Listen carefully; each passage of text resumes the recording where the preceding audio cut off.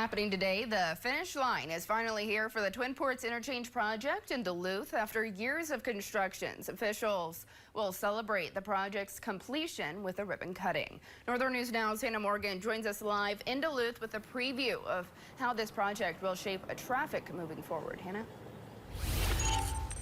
Yes, that is right. Good morning. So I'm here outside of the newly constructed Highway 53 bridge, which is where the Minnesota Department of Transportation will meet later today to host a ribbon cutting ceremony to celebrate some ramp connections that will be opening for the first time since 2021. And those ramp connections that are to open are between Highway 53, I-35, and I-535.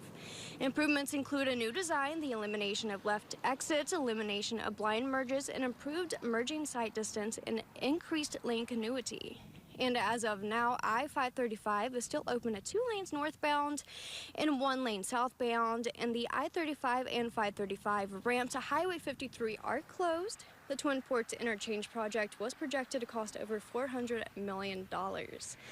And the ribbon cutting will take place here at Highway 53 bridge from 1 to 2 p.m. today, and state and local leaders are expected to be in attendance. Reporting live in Duluth, I'm Hannah Morgan, Northern News Now.